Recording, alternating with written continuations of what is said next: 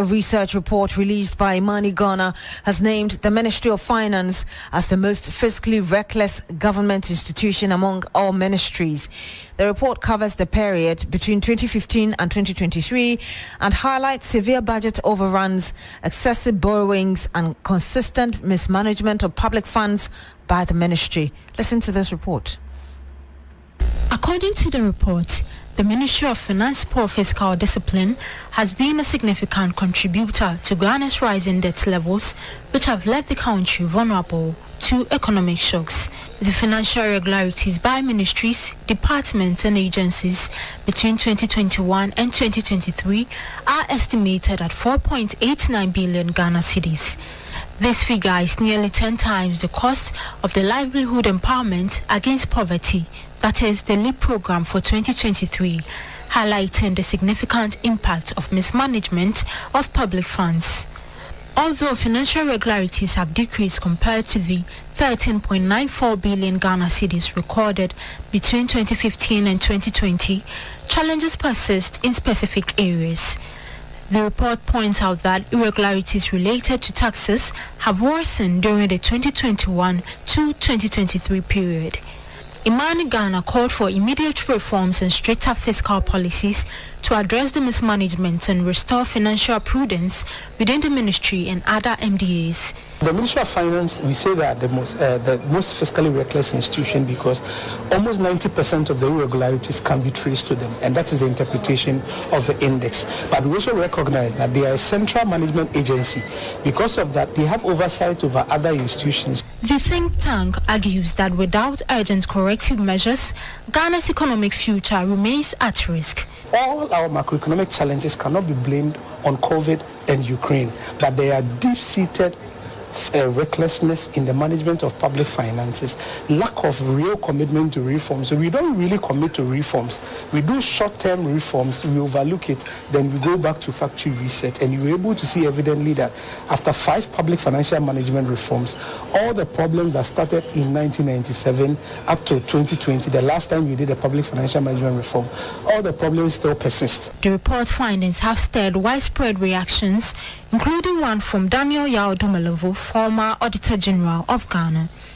The law is a great problem for public procurement. If the Attorney-General, who is supposed to prosecute us, is seated over there and he gives an advice and allow a bad procurement request to go through, is he going to prosecute when the time comes? Mind you, no less a person than a Deputy Attorney-General sits on the procurement board representing the Attorney-General. And once Attorney General gives opinion or position, it is taken, more or less. And if in case it becomes scandalous, as we have seen some of them, what do you think will happen? The report recommends the establishment of a powerful fiscal council to oversee government spending and ensure compliance with fiscal discipline. And that was a News Desk report, and we're joined by Dennis Asare, who is the Senior Research Associate at IMANI Centre for Policy and Education. Good evening to you, sir. Thank you for joining us. Good evening, Beatrice. Thanks for having me. Are you able to tell us more about the methodology used to arrive at the conclusions you did? Okay, so good evening to your listeners. The methodology is simple. We rely heavily on the Auditor-General's report on ministries, departments, and agencies. Then we run it through a model that we have developed at IMANI that captures the 7 typologies of irregularity, apply proportional weights to them, and run an index that is able to rank each ministry. But more importantly, the Fiscal Recklessness Index is able to track which ministry or which agency can we trace most of these financial irregularities to, and that eventually determines the rank of these MDAs. And so you see that in this recent analysis, about 90% of the financial irregularities can be traced to the Ministry of Finance, largely because 90% of the financial irregularities recorded between 2021 and 2023 were tax irregularities, which is overseen by the GRE, and the Ministry of Finance has oversight over the Ghana Revenue Authority. And so that is basically the method or the approach that we use in conducting the Fiscal Recklessness Index.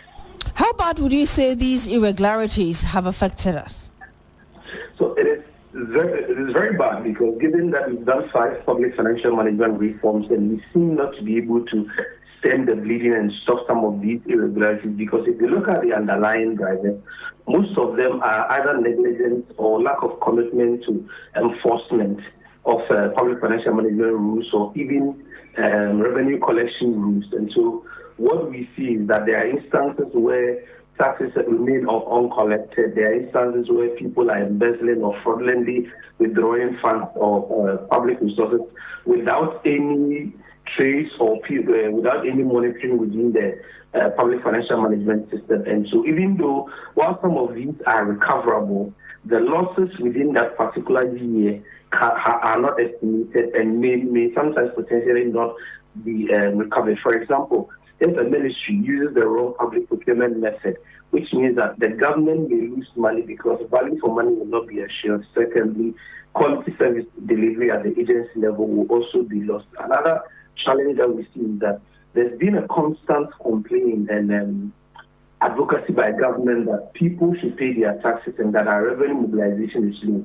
However, this is the case where a greater amount of money sits within other public institutions or sits with businesses who are not paying the taxes. Additionally, there are also instances where public agencies mandated with the responsibility to collect these taxes are also not enforcing the rules or even the sanctions in order to compel people to pay these taxes. So there is a combination of either losses that we make or savings that we could have made in the public space in order to ensure quality service delivery and also protect the public space. And so these are some of the channels through which that we may lose money or savings that we don't get a chance to make here. And I know in your recommendations, you talked about immediate reforms and stricter policies. What did you mean by that? And are you able to give us some examples? Yes, so which is clearly what we've seen is that after 5 public financial management reforms and these problems still persist, it tells you that largely the political economy is not allowing the public financial management system to work effectively. And so that is why we are pushing strongly for an independent fiscal council, not what we saw in 2018, but a fiscal council that has the power to bite, that has that overarching authority oversight over big ticket public expenditure items of government, and will have some oversight to stop certain things that government will do that may jeopardize our fiscal situation. Secondly, we are saying that since 2017, the GRA has embarked on a raft of digitization mechanisms or digitization products. We think that this is the right time for us to accelerate those programs and ensure that we use them effectively. Because, for example, if you have about 316 million Ghana cedis that are sitting in the books or sitting with VAT traders who have not returned them to government, meanwhile, ministries and departments are struggling to even meet cash grants for poor people, it tells you that there are still a lot of inefficiencies within the system that need to be addressed. And so if technology has been identified as a useful tool, then we must accelerate it. And then thirdly, what we recommend is that almost 90% of the irregularities can be stopped if internal audit functions were effective. And so we are calling that the internal audit functions should be taken very seriously. If you look at our PFM Act and the regulations that accompany them, you see that we have built enough internal controls within the PFM system. However, we don't allow this system to work. That is why these irregularities continue to persist. So most of the internal auditors in the agencies are doing firefighting. The incidents or irregularities occur before they get to know. So we need to strengthen the internal audit functions within the MDAs. Then lastly, Parliament and the Auditor-General have been given the power to sanction people when they abuse the public procurement laws. For example, there was a year, I think 2021, where the Ministry of Finance procured certain facilities or conference facilities without using any appropriate procurement method within our public procurement laws. The Auditor-General has the power to sanction the ministry. Also, Parliament Public Accounts Committee has the power to sanction these agencies. However, we see that over the years, there's not even 10 instances where we see clear sanctions where people are facing severe punishment for violating our PFM rules. And so we are calling that it's about time that the PAC and the Auditor-General start accepting that sanctions power that has been given to the ministry. Through that, it will deter others from also engaging in some of these malfeasance in our public financial management system. Beyond releasing this report, is IMANI Centre, your office going to, as it were, put any sort of pressure on the government to do the right thing? Yes, and so we have another work coming up that we have critically analyzed the manifestos of political parties. And so as part of that, under the economy section, we see that largely all the two major political parties, that's the NPP and the NDC, agreed to the establishment of an independent fiscal council and also committing to the fiscal deficit ceiling within the Fiscal Responsibility Act. And we think that this is a clear opportunity for us to take advantage of this chance to push for the fiscal council, as well as also push for much more reforms in addressing fiscal indiscipline in our country. And so we will use the manifesto advocacy as well as next year when the new government comes into power.